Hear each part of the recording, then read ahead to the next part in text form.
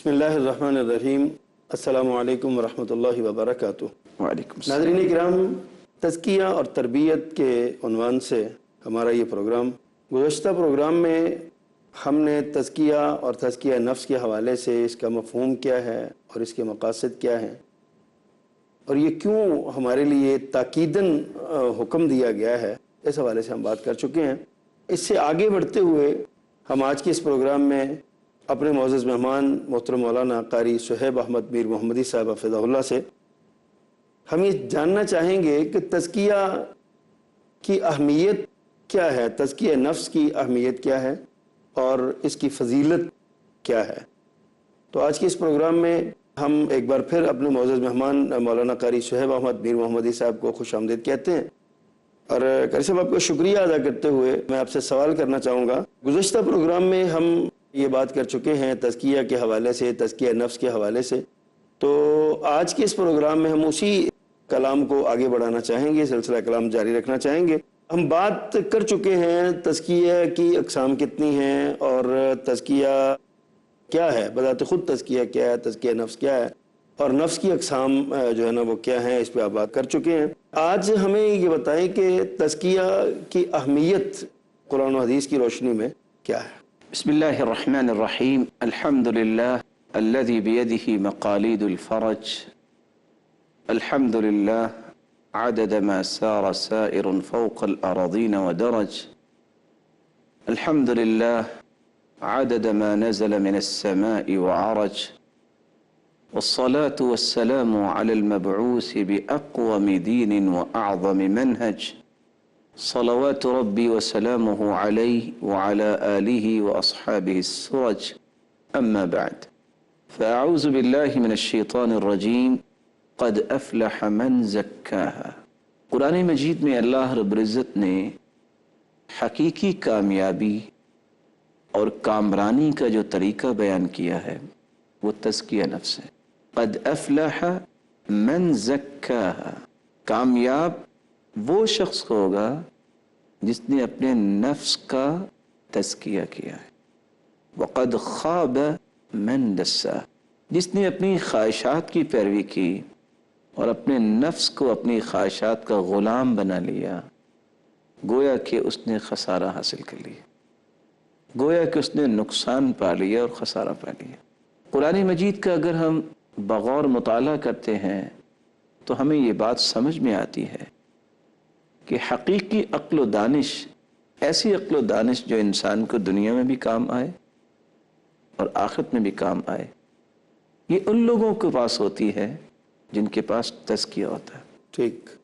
कुरान मजीद में अल्लाह रब्बुल इज़्ज़त फरमाते हैं, लहुम क़ुलूबुन ला यफ़क़हून बिहा व लहुम अअयुनुन ला युबसिरून बिहा व लहुम आज़ानुन यस्मऊन बिहा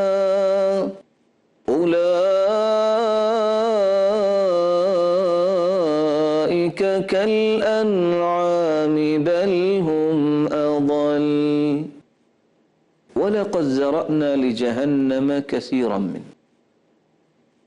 जहन्नम में ऐसे लोग जाएंगे जिनके पास दिल तो होंगे लेकिन उनके पास फ़हम नहीं होगी, वो दीन को नहीं समझते होंगे।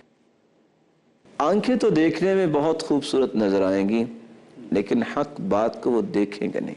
ठीक। हक की पहचान नहीं उनको होगी। कान तो होंगे लेकिन हक बात को सुनना उनके लिए दुश्वार होगा। उलाइका कल अनआम बल हुम अज़ल। सही। वो सिर्फ जानवरों की तरह नहीं है। ऐसे लोगों की जिंदगियां जो कान और आंख और दिल से सही काम नहीं लेते, बल हुम अज़ल, वो जानवरों से भी बदतर। सही। इसलिए अल्लाह रब्बुल इज़्ज़त ने ये उन लोगों का तज़किरा किया है जिनको जहन्नम में फेंकना है, और जिनको अल्लाह ताला ने अच्छा दिल दे दिया, जिन्होंने उसका तज़किया कर लिया और कानों और आंखों से सही काम लिया, उनके बारे में अल्लाह रब्बुल इज़्ज़त कुरान मजीद में फरमाते हैं, क़यामत के दिन नफ़ामंद जो है यही लोग होंगे जिनको अल्लाह ने ऐसा दिल दे दिया। قرآن مجید میں اللہ رب العزت فرماتے ہیں یوم لا ينفع مال ولا بنون إلا من أتى الله بقلب سليم وأزلفت الجنة للمتقين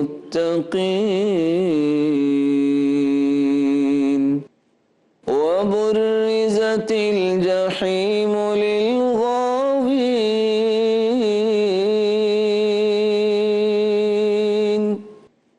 قیامت کو نہ مال کام آئے گا نہ اولاد کام آئے گی، اور انسان مال اور اولاد کی وجہ سے ہی اللہ سے تعلق کو توڑتا ہے یا دور ہوتا ہے. اس دن کام آئے گا تو وہ دل کام آئے گا جس کو قلب سلیم کہا گیا ہے. ایسا دل جو سلامت ہو شرک سے، کفر سے، خرافات سے، بدعات سے، اور مسلمانوں سے بغض رکھنا اور حسد کرنا، یہ رذائل سے اپنے آپ کو جو پاک کر لیتا ہے.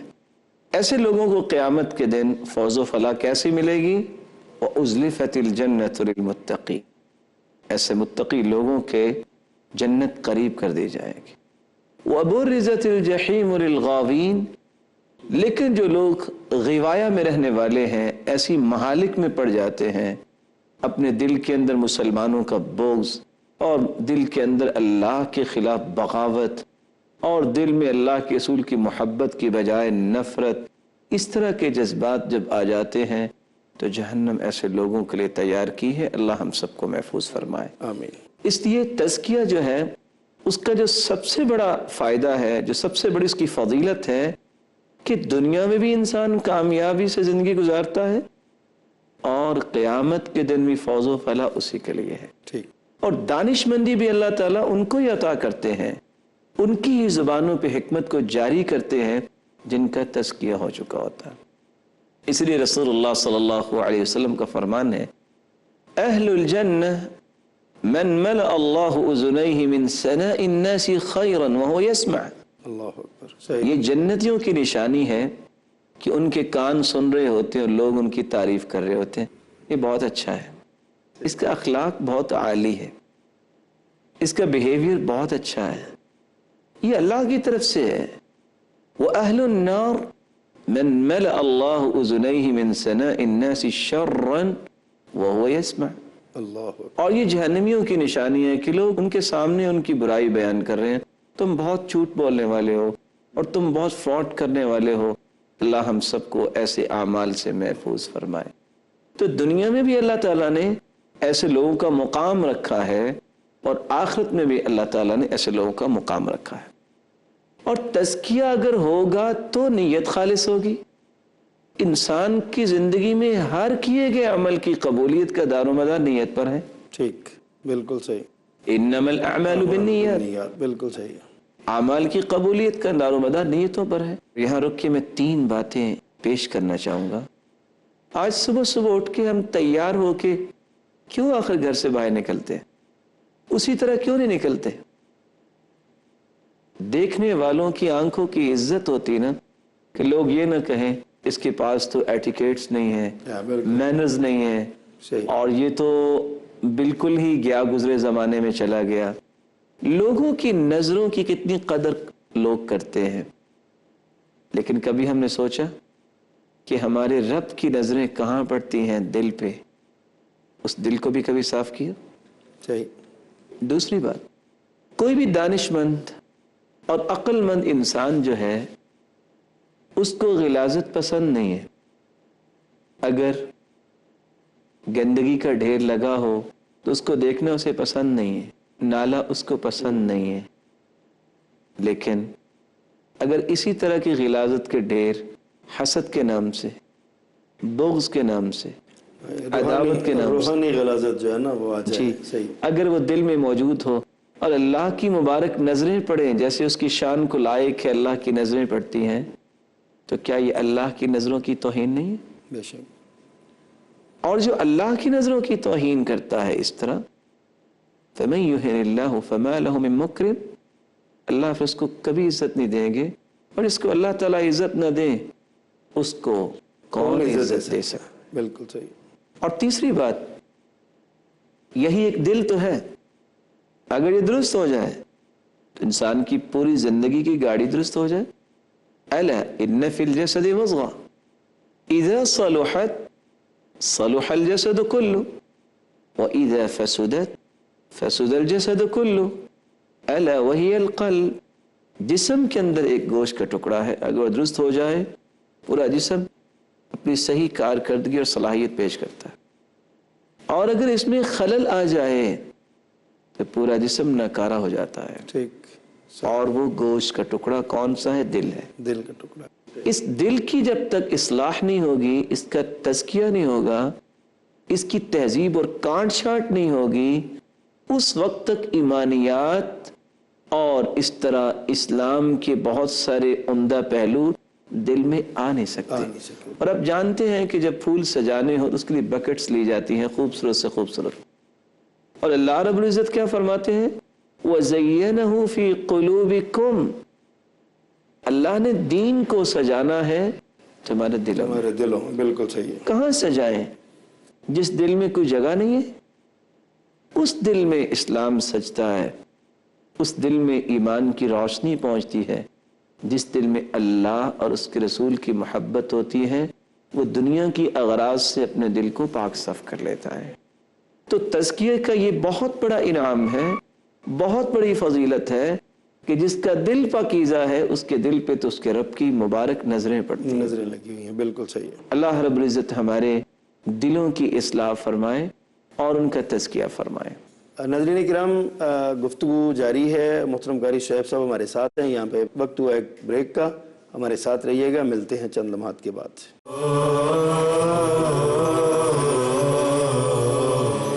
ویلکم بیک ناظرین، تزکیہ نفس اور تربیت کے حوالے سے پروگرام جاری ہے۔ ہمارے معزز مہمان مولانا قاری شعیب احمد میر محمدی صاحب حفظہ اللہ ہمارے ساتھ ہیں۔ وقفے سے پہلے ہم ان سے بات کر رہے تھے تزکیہ نفس کی فضیلت کے حوالے سے، انہوں نے بہت ساری آیات اور احادیث نبوی صلی اللہ علیہ وسلم کے ذریعے ہمیں اس پروگرام یعنی ہمارے جو تزکیہ نفس ہمارا عنوان ہے جس پہ ہم بات کر رہے ہیں، تزکیہ نفس کی فضیلت ہمیں بیان کی ہے کہ یہ کتنی اہم چیز ہے۔ تو ابھی میں قاری صاحب آپ سے یہ عرض کرنا چاہوں گا کہ ہمیں بتائیں اس کی اہمیت کیا ہے قرآن مجید کی نظر میں، فرمان نبوی صلی اللہ علیہ وسلم کی نظر میں، اور مثال کے ساتھ ہمیں سمجھائیں کہ رسول اللہ صلی اللہ علیہ وسلم نے کس انداز میں لوگوں کا تزکیہ نفس کیا ہے اور کیا اس کے نتائج کیا نکلے ہیں۔ بسم اللہ الرحمن الرحیم۔ جیسا کہ بھی آپ نے چند آیات سنی، قرآن مجید فرقان حمید جو ویسے بھی نوشتہ ہدایت ہے، اس نے تزکیہ کے متعلق جو آیات پیش کی ہیں، اگر ان میں دو بنیادی آیات کو انسان سمجھ لے تو بہت سارے امور روز روشن کی طرح عیاں ہو جاتے ہیں۔ صحیح۔ یہ اصل میں اللہ کا فضل ہے اور اللہ کی عنایت اور عطا ہے جس کو اللہ تعالیٰ نصیب فرماتے ہیں۔ یہ تزکیہ اور تربیت یہ اللہ کی پسند ہے، یہ اللہ کا اصطفاء اور اجتباء ہے، یہ اللہ کی سلیکشن ہے جس کو اس کے لیے چن لیں۔ صحیح۔ اور اس لیے اللہ رب العزت فرماتے ہیں اللہ یصطفی من الملائکۃ رسلا ومن الناس، یہ اللہ کا چناؤ ہے فرشتوں میں سے بھی اور انسانوں میں سے۔ فرشتے تو اربوں کی تعداد میں ہیں، لیکن آخر چند فرشتوں کا نام کیوں آیا؟ یہ اللہ کے زیادہ مقرب ہے۔ اسی طرح انسانوں میں سے بھی اللہ تعالیٰ چناؤ کرتے ہیں۔ ٹھیک۔ قرآن مجید میں اللہ رب العزت اس لیے فرماتے ہیں وَلَوْلَا فَضْلُ اللَّهِ عَلَيْكُمْ وَرَحْمَتُهُ مَا زَكَى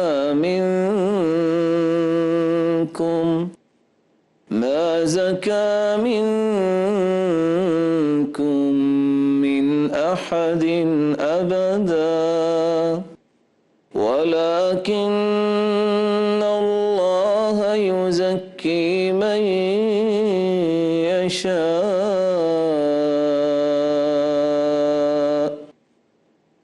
اگر اللہ کا فضل نہ ہو، اس کی رحمت نہ ہو، کسی کا تزکیہ نہ ہو. یہ اللہ رب العزت جس کا تزکیہ کرنا چاہتے ہیں، یہ اس کا خاص فضل ہے. بلکہ دوسری جگہ اللہ رب العزت فرماتے ہیں فَلَا تُزَكُّوا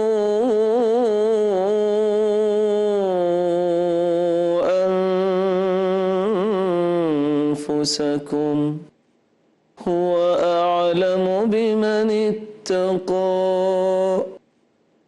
اپنا تزکیہ خود بیان نہ کرو کہ میں بہت اچھا ہوں، یہ اللہ ہی جانتا ہے کون اچھا ہے. اچھا صحیح. ان اکرمکم عند اللہ اتقاکم، تمہیں عزت والا اللہ کے ہاں وہ ہے جس کا تقوی زیادہ ہے. اور یہ قیامت کے دن پتہ چلے گا، اور وہ دن ایسا بھیانک دن ہے جس کے بارے میں قرآن مجید نے ایک حقیقت کو کھولا ہے. افلا يعلم اذا بعثر ما في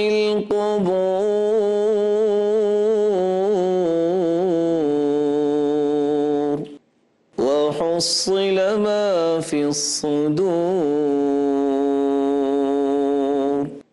ان ربهم بهم يومئذ لخبير.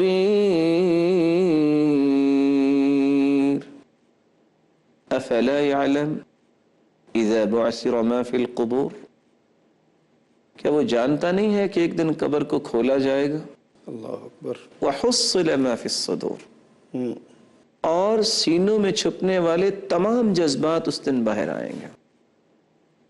ان ربهم بهم يومئذ لخبير، دل سے اٹھنے والے جذبات سے بھی اللہ رب العزت واقف ہیں.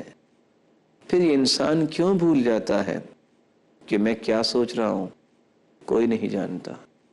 میں کیا پلاننگ کر رہا ہوں، کوئی نہیں جانتا. میرا دل پتھر ہو رہا ہے تو ہو جائے، کون دیکھ رہا ہے؟ اللہ تو دیکھ رہا ہے نا. اسی اللہ رب العزت نے ایک تیسری جگہ انسانیت کے اس پہلو کو بیان کرتے ہوئے ایک مثال پیش کی ہے. ثم قست قلوبكم من بعد ذلك فهي كالحجارة أو أشد قسوة وإن من الحجارة لما يتفجر منه الأنهار وإن منها لما يشقق فيخرج منه الماء وإن منها لما يهبط من خشية الله وما الله بغافل عما تعملون. انسانیت کے دل تو پتھر ہو جاتے ہیں، صحیح. اور بس اوقات فَهِيَ كَالْحِجَارَةِ أَوْ أَشَدُّ قَسْوَةً، پتھروں جیسے یا اس سے بھی سخت. حالانکہ پتھروں میں اللہ تعالیٰ نے نہریں جاری کی ہیں، پتھروں میں ایسی ہیں جہاں سے چشمے نکل رہے ہیں، اور کتنے پتھر تو اللہ تعالیٰ کے خوف سے گر پڑتے ہیں. وَمَا اللَّهُ بِغَافِلٍ عَمَّا تَعْمَلُونَ. انسان کو ہر وقت یہ سوچنا چاہیے کہ میرا رب جو ہے اس پہ ہر چیز بالکل عیاں ہے. لا تخفى علیہ خافیہ. جب یہ چیز انسان کے اندر پیدا ہوتی ہے، اور اسی کو مراقبت الہی کہتے ہیں، اور جو حقیقت میں یہ خوبصورت تزکیہ حاصل کرنے کا ایک مہم اصول ہے جس کی ہم تفصیلی بحث کریں. صحیح.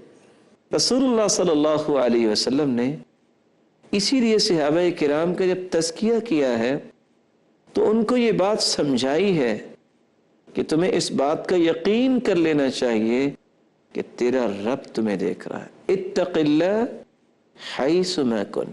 اللہ اکبر. صحیح بات. خلوت اور جلوت جب تک تمہاری ایک نہیں ہوتی، تزکیہ نہیں ہوگا. اگر انسان یہ سمجھتا ہے، جیسے آج کل آپ نے تذکرہ بھی کیا، کہ میں نے دروازہ تو لاک کر لیا ہے، کوئی نہیں دیکھ رہا، اور آج کی یوتھ اور نوجوان نسل جب انٹرنیٹ پہ بیٹھتی ہے نہ جانے کون کون سی سائٹس پہ چلی جاتی ہے، اور یوتھ یہ سمجھتی ہے کہ کون دیکھ رہا ہے، ہمارے والدین بھی سو گئے ہوں گے صحیح، اور دوسرے کی بھی ایکسیس نہیں ہے یہاں، لیکن اس کو یہ یقین کرنا ہے تیرا رب تو تمہیں دیکھ رہا ہے۔ اور یہی وہ تزکیہ تھا کہ آپ سوچ سکتے ہیں کہ ایک بکریوں کا چرواہا اور اس کا معیار زندگی کیا ہے، نہ اس نے کوئی ماسٹر کیا ہوگا، اس وقت پی ایچ ڈی کی بات کیا کریں ہم۔ جب عبداللہ ابن مسعود رضی اللہ تعالیٰ عنہ نے ان سے کہا کہ ایک جانور مجھے دے دو، کہتے نہیں، کہا کیوں؟ تو میرے مالک نے منع کیا۔ کہا تو تم قیمت لے لو اور مالک سے کہنا کہ بھیڑیا لے گئے۔ اس کا جواب کیا تھا؟ میرا مالک تو نہیں دیکھ رہا لیکن میرے مالک کا مالک تو دیکھ رہا ہے۔ بالکل صحیح۔ کیسے ہمارے پروگرام کا وقت ختم ہوا چاہتا ہے۔ ناظرین کرام، آپ نے گفتگو سماعت فرمائی محترم مولانا قاری شعیب احمد میر محمدی صاحب کی۔ آج کی اس مجلس کا ہمارا عنوان تھا تزکیے کی فضیلت، تزکیہ نفس کی فضیلت اور اس کی اہمیت، اور اس پہ ہمیں یہ علم ہوا کہ جس طرح ایک عام انسان، نفیس انسان اپنے گرد و نواح میں، اپنے لباس میں، اپنے گھر میں، اپنی گلی میں، اپنے بیرون میں اگر گندگی اور غلاظت کو پسند نہیں کرتا، اسی طرح اللہ تبارک و تعالیٰ جو ساری نفاستوں کا خالق ہے اور انسان کا بھی خالق ہے، جس کی نظر جس چیز پہ اللہ کی نظر پڑتی ہے نا، اللہ تبارک و تعالیٰ اس کو گندہ نہیں دیکھنا چاہتے، اور اس گندگی کو ختم کرنے کا نام ہی تزکیہ نفس ہے۔ اور یہ اہمیت اس لیے بیان کی گئی تاکہ اللہ تبارک و تعالیٰ کی جب نظر انسان کے دل پہ پڑے تو یہ انسان کا دل اللہ کو پاکیزہ نظر آئے۔ ناظرین کرام، ہمارے ساتھ رہیے گا، انشاءاللہ العزیز اگلے پروگرام میں اسی موضوع کو آگے بڑھاتے ہوئے تزکیہ نفس کے حوالے سے مزید گفتگو کریں گے۔ اگلے پروگرام تک کے لیے اجازت دیجیے، اللہ حافظ۔